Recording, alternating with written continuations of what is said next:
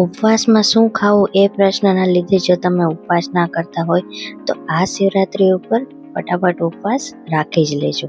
કેમ કે આજે હું તમને શેર કરું છું ફરાળની એકદમ ટેસ્ટી અને હેલ્ધી રેસીપી. તો આજે આપણે બનાવીશું શક્કરિયાના અપમ. અપમ બનાવવા માટે મેં અહીંયા 250 ગ્રામ જેટલું એક શક્કરિયું મોટું લીધું છે અને 2 નાના બટેટા લીધા છે. તો પહેલાં શક્કરિયાને આવી રીતના વચ્ચેથી ગોળ સ્લાઇસમાં કટ કરી લઈશું અને એવી જ રીતના બટેટાને પણ કટ કરી લઈશું અને કુકરમાં બાફવા માટે મૂકી દઈશું. આ પેટીસ અહીંયા હું અપમની રીતે બનાવવાની છું, એટલા માટે મેં અહીંયા બટેટા અને શક્કરિયાને કટ કર્યા છે. જો તમે ફ્રાય કરીને કરવાના હોય તો તમે બટેટા અને શક્કરિયાને આખા જ બાફવા માટે મૂકજો, જેથી કરીને પેટીસનું બાઇન્ડિંગ એકદમ સરસ રીતે આવે, પેટીસ તળતી વખતે ખુલ્લી ના જાય. પછી એમાં થોડું પાણી નાખીને 2 સીટી સુધી બાફી લઈશું. બટેટા અને શક્કરિયા બફાય ત્યાં સુધી આપણે આદુ મરચાંને સમારી લઈશું. આદુને મેં અહીંયા ગ્રેટ કરી લીધું છે અને મરચાંને ઝીણા ઝીણા સમારી લીધા છે. સાથે સાથે કોથમીરને પણ સમારી લઈશું. તો તમે જોઈ શકો છો કે સરસ રીતે શક્કરિયા અને બટેટા બફાઈ ગયા છે. તો હવે એની છાલ નીકાળી દઈશું.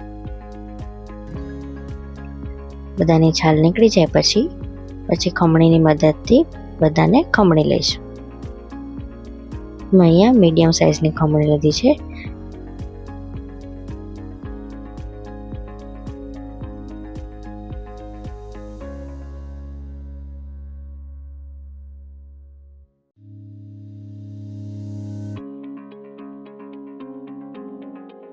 બધું સરસ રીતે ખમણાઈ જાય એટલે આપણે એમાં આદુ મરચાં અને કોથમીર ઉમેરી દઈશું. જેમાં 1 ચમચી મીઠું ઉમેરીશું અને 1 ચમચી ગરમ મસાલો ઉમેરીશું. પછી અડધા લીંબુનો રસ ઉમેરીશું. ખાંડ અહીંયા ઉમેરવાની જરૂર નથી, કેમ કે શક્કરિયા થોડા મીઠા જ હોય છે. પછી બાઇન્ડિંગ માટે 2 ચમચી તપકીનો લોટ ઉમેરીશું. તપકીના લોટ ઉમેર્યા વગર પણ અપમમાં જો બનાવતા હોય તો સરસ રીતે બની જ જાય છે. પછી થોડું તેલ એડ કરીને સરસ રીતે બધાને મિક્સ કરી દઈશું. મિક્સ થઈ ગયા પછી આપણે અપમને રાઉન્ડ શેપ આપી દઈશું.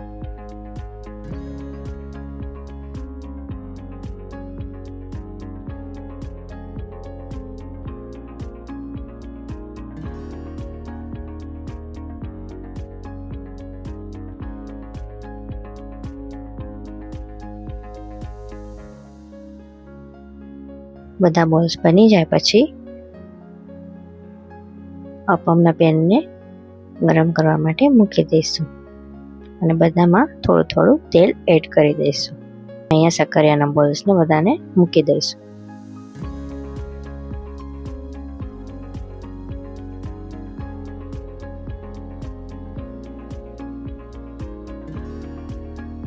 આ રીતે અપમના પેનમાં બનાવવાથી એકદમ ફટાફટ બની પણ જાય છે, તેલ પણ ઓછું જોઈએ છે અને પેટીસની જેમ ખુલ્લી પણ નથી જતી.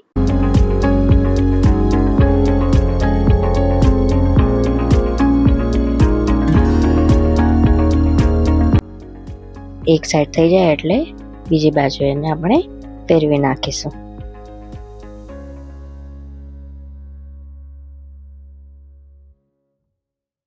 તમારે બીજા કોઈ પણ ઉપવાસ માટે ફરાળી રેસિપીસ જોવી હોય તો મેં મારી ચેનલમાં ફરાળી રેસિપીનું અલગ જ પ્લેલિસ્ટ બનાવી રાખ્યું છે, તો તમે એ જરૂર ચેક કરજો.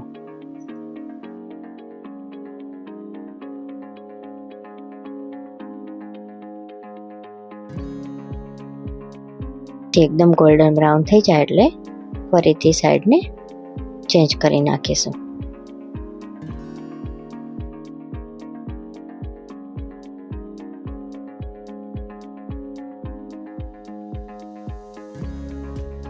તો તૈયાર છે આપણા શક્કરિયાના અપમ. સાથે ખાવા માટે મેં અહીંયા બીટનું દહીં પણ બનાવ્યું છે.